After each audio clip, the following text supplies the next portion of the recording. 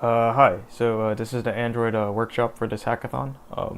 My Discord username is 𝗡𝗲𝘅𝗀𝗀, and I'll be hosting this.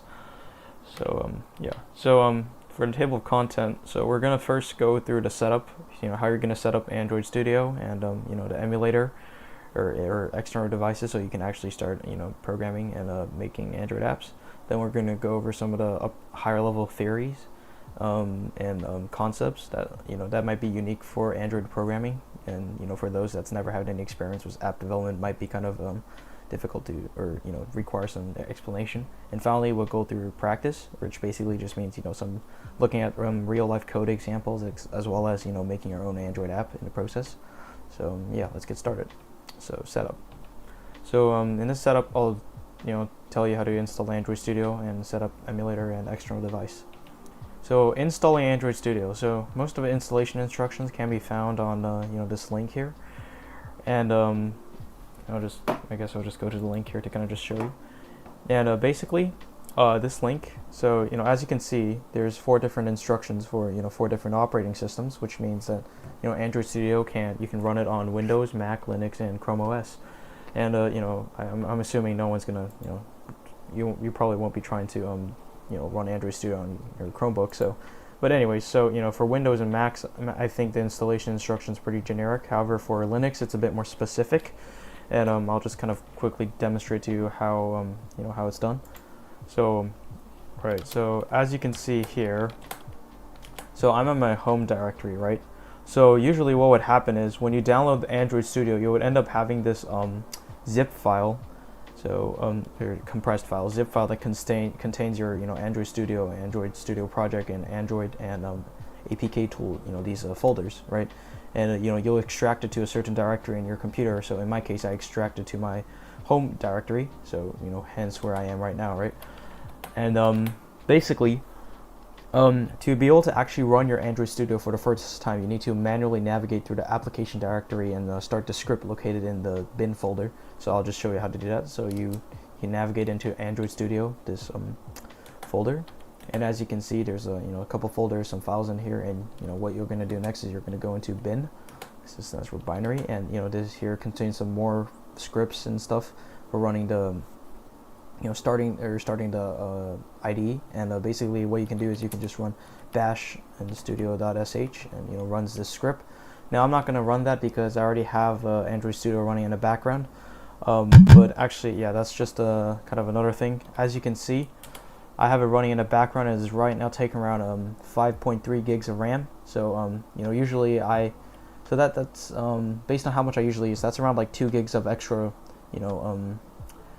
2 gigs of extra memory being used for Android Studio. And that's for some computers that might be actually pretty intensive. So if you have, like, say a super old computer with only 2 gigs of memory, you might not want to install Android Studio and try to run it. Yeah. So emulators and external devices. So to actually be able to test and debug your Android app, you're going to need an emulator or an external Android device and a cable to actually do so. Now, most phones, or most phones called the Android phone colloquially, that's what they're called, are known for the fact that they run the Android operating system. Now, you might have a Huawei or a Xiaomi, and in the system settings they might say Xiaomi OS or Huawei OS. I don't know what they're called specifically, but basically they're all just like sort of Android Studio reskins, Android reskins pretty much. So the stuff you write in Android Studio, it'll run on there fine for the most part, depending on what their Java API level is, but that's another story. Now, for all phones, you'll need to enable developer mode and USB debuggings in the settings to be able to actually access your phone from your computer and have your Android Studio be able to debug the app on your phone. Now, that instruction kind of varies depending on what phone you have, but for the most part, generally what happens is you go into your settings, you do some kind of special action that starts the developer mode, and then in developer mode, in the advanced setting, you change your you enable USB debugging, and that's how it works. Now, for emulators, I believe Android Studio comes installed with one, so you don't really need to worry about that. Now, what you do need to worry about or manage is download and manage AVDs, and you can do so already directly from Android Studio as well, so that's not really much of a big issue.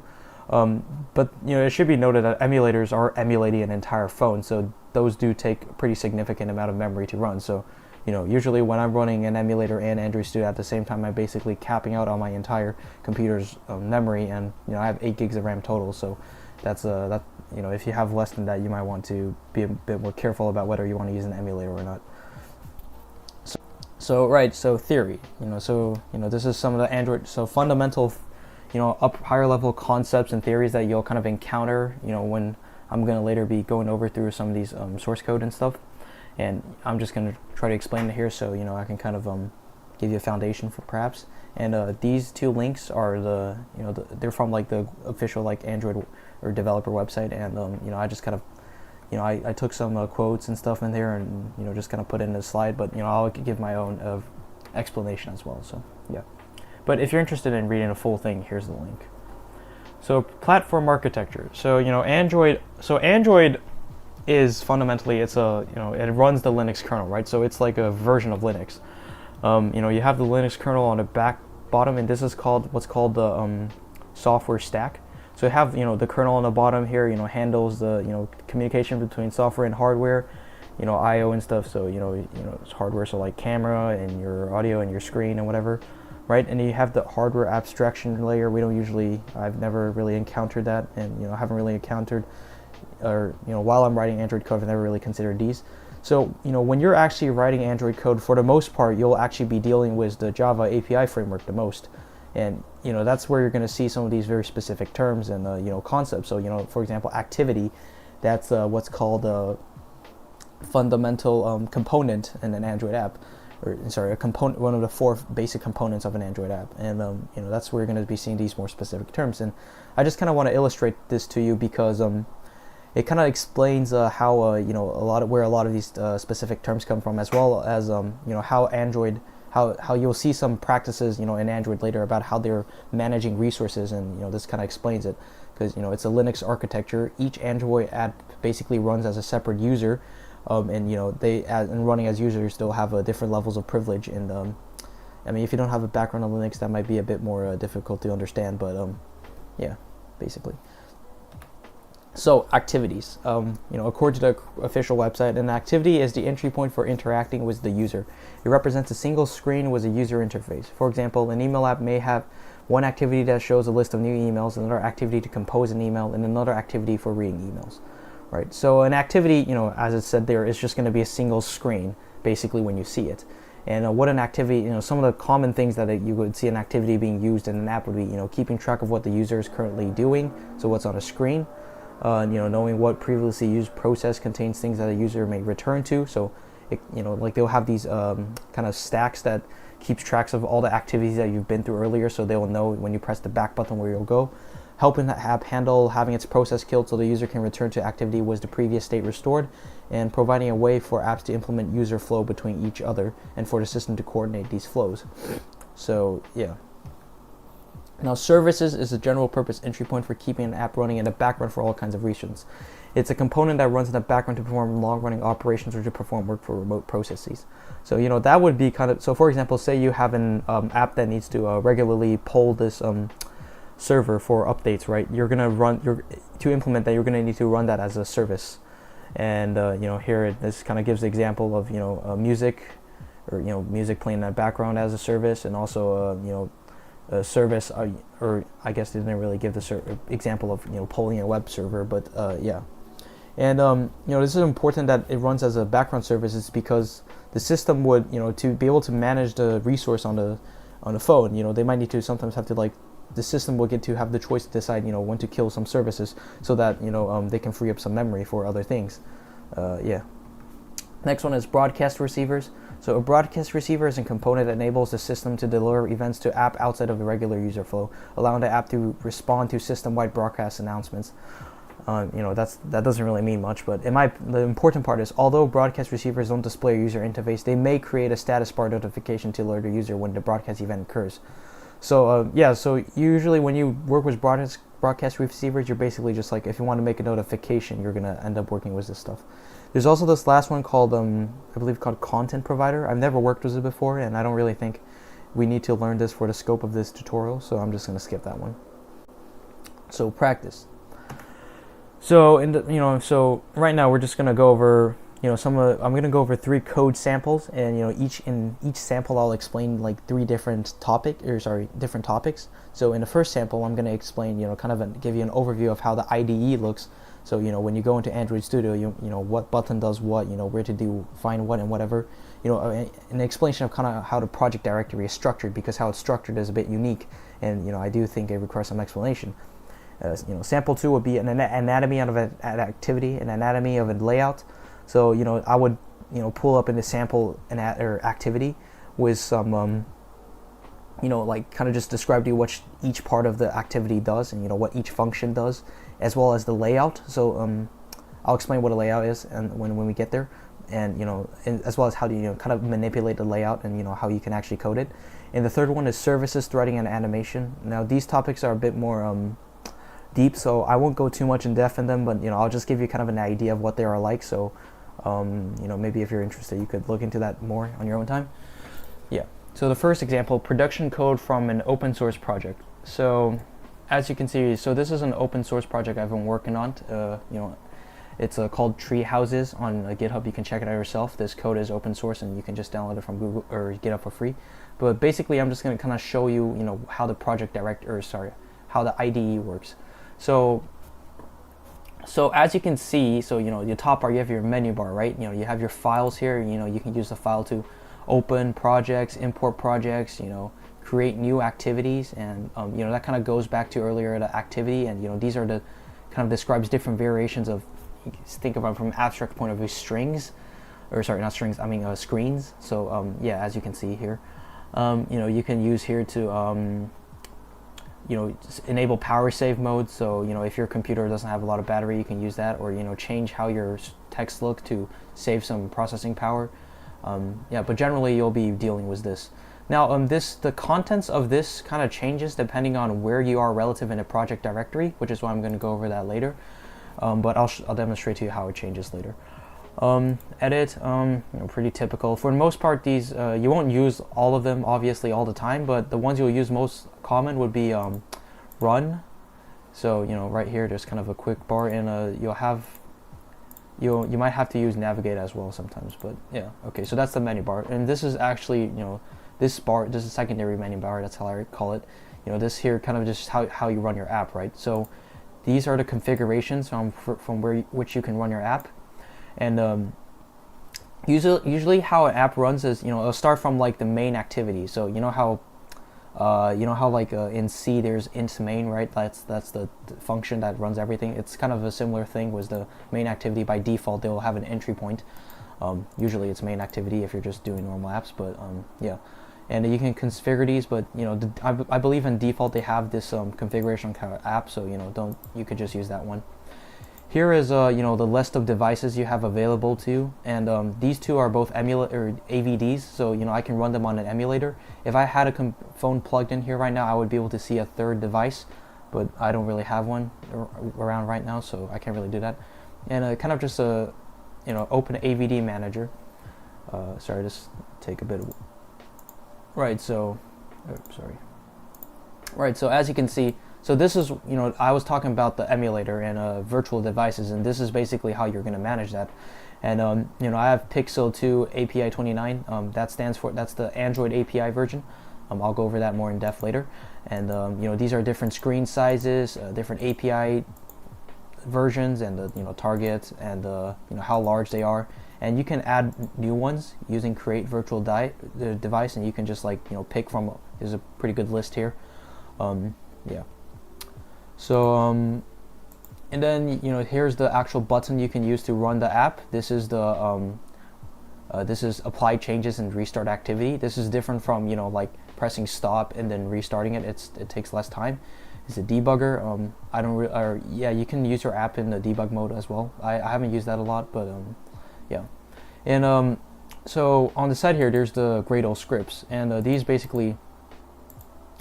are basically like specific. These are basically like tasks you can run, or sorry, scripts you can run to do certain tasks. So for example, if you want to run like a signing report, you can do run this right now, and then it will run it using it will run the script, and then it will give you like a signing report that basically says, what kind of like a signature do you have you sign on your APK. But that's a bit more in depth, and we won't really need to. You don't need that to just start developing. So yeah, you can look at this more in depth on your own time. And on the bottom here, we have the terminal.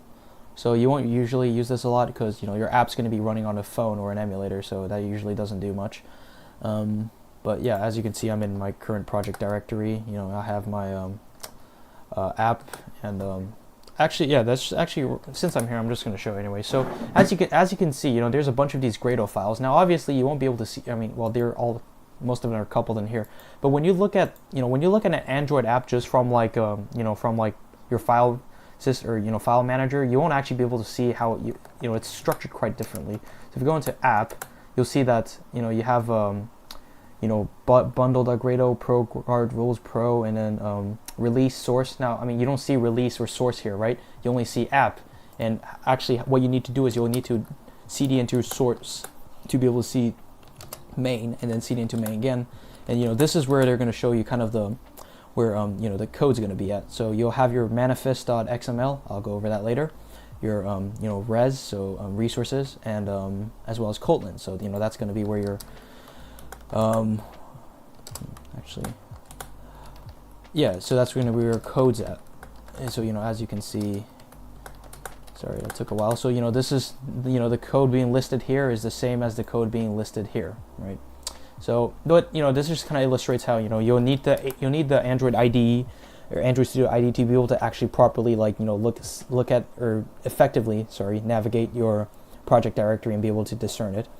Logcat is this is basically, if you're running from an emulator or a phone, this will just show all the log output from your phone, and that would be like for example, if your main app is taking up too much resources, you'll get like a warning in here that says main thread too much work. And you can also, if you just run like print statements in your own code, this is going to be where it's going to come out. So yeah, you're going to have this open a lot.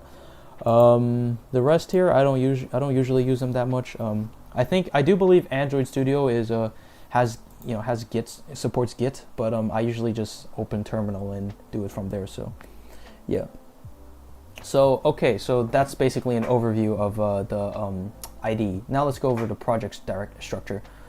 So as I've said earlier, the project structure is quite unique. So in here you have first a manifest file, and you have Android manifest.xml, and this just kind of like it's like a manifest file in like these web apps, kind of talks about what kind of permission they need, maybe specify which each different activity does, and the theme. It's kind of yeah.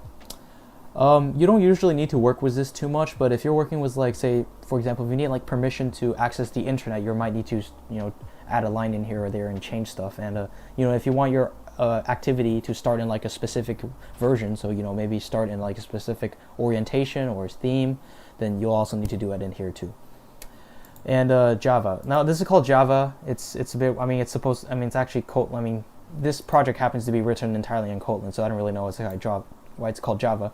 But as you can see, this is where all the basically like code is located, right? So you have your code here.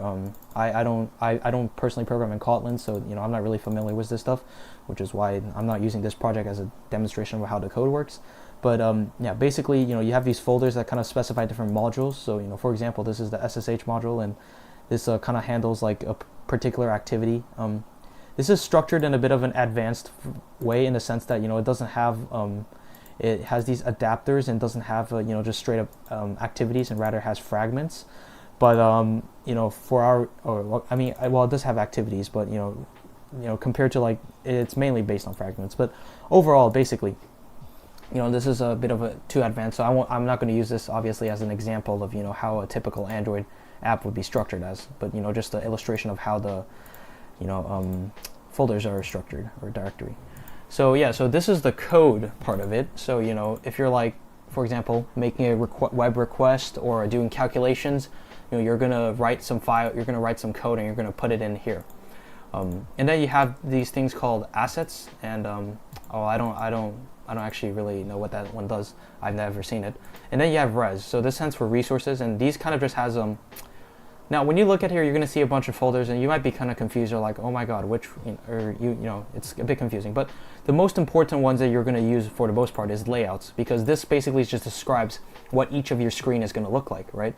you know, this is a searching screen, home fragments. This is what the home layout looks like.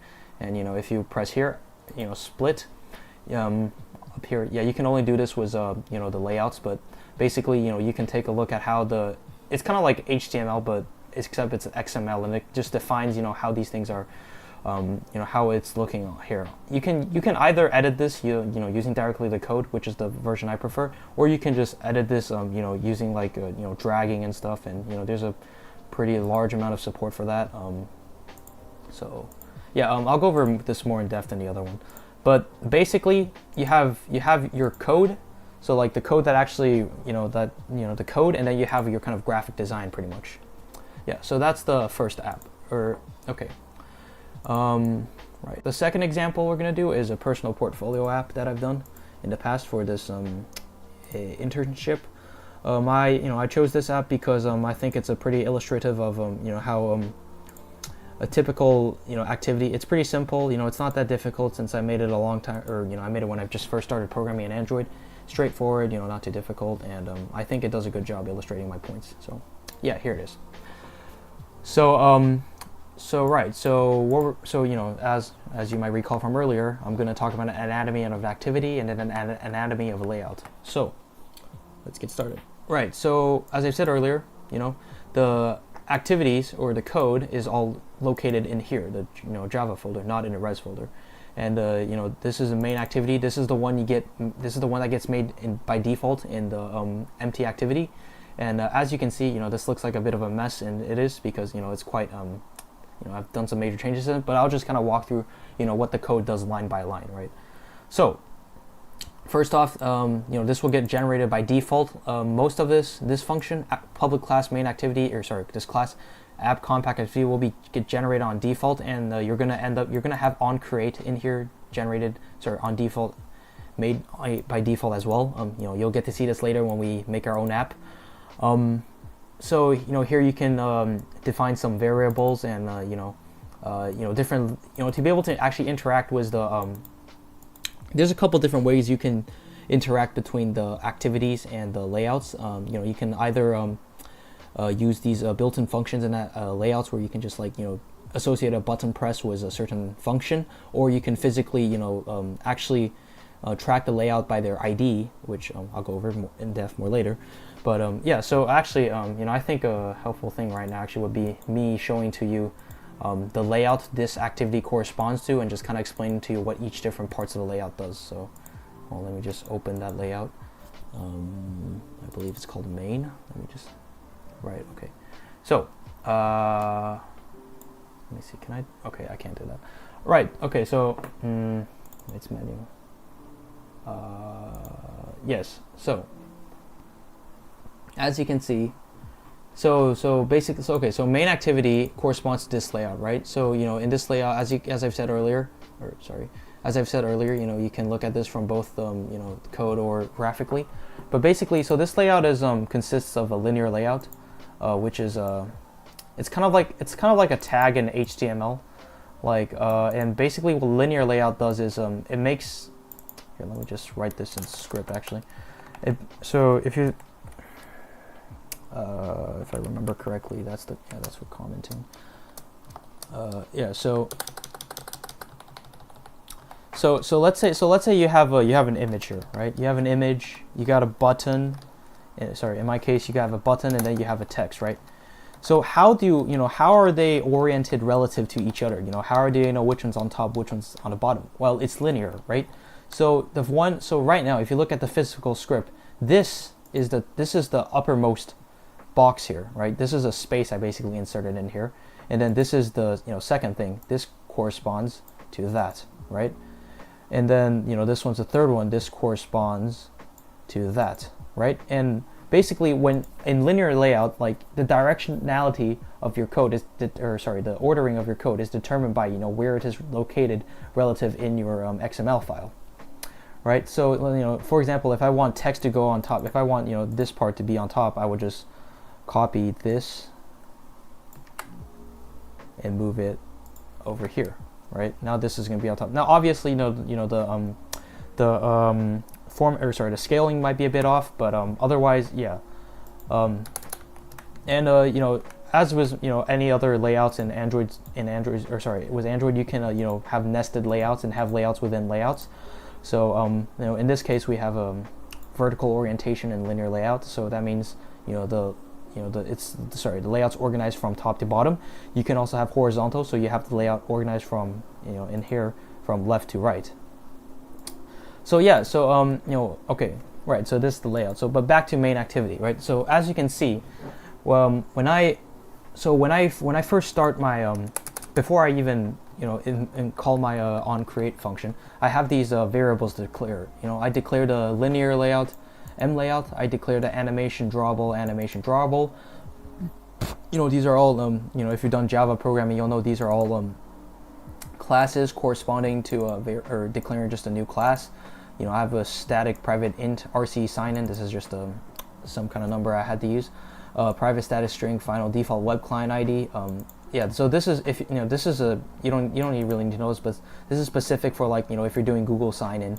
So in the case of my app, I actually have a Google sign-in thing, so I need to do that, but we're not going to obviously do that in an example. So yeah, and this is just a Google sign-in class or sign-in options class, and I just had some of these special parameters. So yeah, so onCreate function, this is the function that gets, this is the method, method that gets run whenever your activity starts, right? It's onCreate, hence the name, right? And it will send content view. So this basically just sends the activity, the layout of this activity associated with it to this one, right? So first super onCreate save instances. You don't really need to know that. M layout equals find view by id r.id.mains, right? So right now it's saying that the linear layout I earlier declared here would be associated with mains, right? So if we do Control F and we look up mains in here, so voila, this is the linear layout, right? And this linear layout basically is the entire layout that you see here. It contains everything, the text, the image, everything I said earlier. It's right here, right? So as I've said before, this if you've done web development, this is probably pretty familiar concept to you. Finding things by ID or class, or well, we don't do class in Java, but just ID and stuff. And animation drawables, this is just setting some special parameters, just adding some special parameters and set duration and whatever to the animation drawable class I just declared earlier. We don't really need to know that, but yeah. So far, just to reiterate, so far what I've explained is you have your this is the basic this is what a typical activity looks like, right? You have an activity class, you have an onCreate method that gets run whenever your activity is called via an intent. Oh, I probably should have explained that earlier. Or whenever your activity is ran, basically. And whenever your activity is ran, it's going to display the script or display a layout that you can set here. Set content view. So yeah, so within the activity, you can also have other methods here that you can invoke to carry out specific functions. So for example, onActivityResult is when your activity is closed, when you're about to shut down your activity, you can you'll use the built-in function called or not built-in, sorry, this predefined method called onActivityResults, or the name at least. Oh yeah, and by the way, yeah, so you can't onCreate, these are I guess you can say, well, keywords wouldn't really be exactly accurate, but pretty much keywords, right? You can't change these method names, otherwise they won't work. So yeah, just make sure, Android Studio, it's an IDE, so it'll help you do that on its own, but just keep in mind, if you change this to say just activity results, it's not going to work. But basically, so you have these keyword sort of quote unquote methods here that basically does different parts, or that basically handles different part of the life cycle of an activity. So you have this part that handles when the activity is created, this part that handles when the activity is almost done, and this part that handles the activity when on destroy, when it's closing. Okay. So now, so you might wonder, okay, cool, that's cool and all, but what am I, how am I going to actually program the activity? What am I going to use to program the activity itself? So if I press a button, I want to do something, how am I going to do it? Well, here it is. You have these different methods in here that can be called from the or that can be that can be activated from the by the layout via these buttons. So for example, if you take a look at this button, right? This button, it has on click, right? And this is so basically what this says is, when you click this button, you'll invoke the Google sign-in method inside main activity. And in our case, this is the Google sign-in method. right? And when this happens, this is just gonna call some other other method from earlier. And I mean, well, in this case, we're pretty simple because we literally have only one button, so that's a bit of a simple use case. But and a lot of times you'll have a lot of you have so let's say here, let's just take a look at the menu, right? So in the menu you'll see there is a bunch of smaller methods in here. Why? Because these are all methods that corresponds to a button press. So if you look at the menu layout, you'll see that there's 4 buttons. So every time you press a button, you end up starting a method here in somewhere or one of these methods. And actually that brings me to another part. How do you transition between activities, right? So let's just say, okay, I start my app main activity, right? I get into this main activity layout. I see this button, I log in, I go through the whole Google API login thing, that they have it handled automatically, right? And then you log in, right? And okay, done, right? What do you do next, right? You logged in, what do you do next? Well, what you do is you use an intent. Let me just, I don't have an intent. That is very odd. But yeah, so so you basically, you create an intent, and then see, there you go, intent. You create an intent, and you intended this class, right? You have this new intent, and this is how you declare a class in Java. And declare a new class, and you have intent, parentheses, and you're initializing a new intent that has, you're starting from this, so this class main activity.java, and then you're trying to start menu.class, which basically refers to this file menu.java, right? And then what you can do is you can use a special method called start activity, and you can just start this intent, and basically you can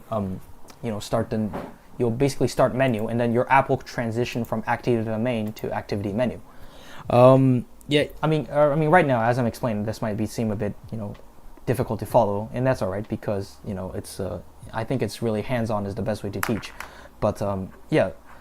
So that pretty much actually just concludes the typical activity and a typical layout, how it works. I'll go more in depth obviously when we actually do the app demonstration, but yeah, that was pretty much it. So personal portfolio, and finally the development code of an education app. So this was the internship. This is the code from the internship where where I wrote the portfolio you were looking at earlier for. And I just kind of want to use this because this code kind of illustrates 2 points. First thing, it has a good amount of samples, kind of just demonstrating some of these more difficult these more advanced techniques and things you can do with Android app. But also it kind of just illustrates how simple code can take you a long way in Android Studio. So as you can see, the typical project structure. I have these Java files here, containing the different activities, and some of them aren't activities, they're actually services, and which is actually one of the things I'm going to demonstrate. So just to recap. So sample 3 will show you services, threading, and animation, right? So let's get started. So services. So in here I have this class called listener, right? And you can tell that this is a service instead of an activity, because up here it has public class listener extends intent service, right? Instead of say public class home extends activity compact activity, right? So this is, you can immediately tell the difference. And basically in this in this service, basically what you do, in here I'm just using the service to do some fetching, polling this web server. But how you can run this is you can start this using an intent from like another activity, from I believe in this code, I believe it was started listener. I think I misspelled listener. Yeah, so I started listener here using using an intent, and so yeah, services, services, and then the background intent and activities can all be started with intent, right? So that was just the services. So something that stays in the background while you run the app. And then another thing I have, and then the next one is the threading, right? So right here, this should technically be implemented as a service as well, because this is running in the background. But basically, this is the class I use to make web requests to the web server. Now you can't do web requests in the actual activities themselves, because the thing is, web request, you need to run it on a separate thread from the main application thread. And you know, it's a bit more it's a bit complex on how so, you know, for example, if you take a look at Flex, right? Okay, so you know, I could imp or, you know, declare a new version of the class, right? So I called API con, right? So right, so you know, I declared a new version of API con, but when I actually run it, when I actually run the API con, like, I mean, okay, right here, you know, you can see I don't, you know, it looks pretty normal, you know, I just run API con, and then I use a Z, and then, you know, I call these I call these methods. But if you actually take a look at within API con, I have this entire secondary class here that basically opens it up in a new thread and then runs it from, you know, so, you know, class post extends async task, right? So this is a separate thread from the main application thread, and basically this just runs the whole web server, or sorry, fetching thing on a separate thread. So yeah, that's kind of just this demonstration of that concept. And finally is animation. So yeah, so I guess for animation I'll use this example here. So attendance overview. So animation, honestly, in my opinion, is a bit janky in Android Studio. And you know, you could, you know, you've probably seen, if you remember earlier from the first sample code, you know, you could run animation, you declare as a class, and then, you know, you give it some preference, or, you know, you gave it feed it some values, and then you can set, you know, where it goes and whatnot. But you know, there's actually a lot of different ways you can do animation. You don't actually have to use an animation class. There's a lot of other ways, if you will, you can cheese it. So here, let me give you an example. So let's go into layouts, and I'll show you like a sample of a class that I have an animation for. So let's see, I think I have an animation class for Flex. Yeah, Flex. Oh, sorry, not that. There.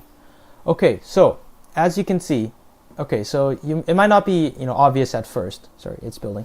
But all right, so when this app actually runs, you won't actually be able to see any of this, right? So right now I have essentially 3 layers of layouts on top of each other, right? This layout this linear layout covers the first part, so this covers the bottom. So, you know, if I were to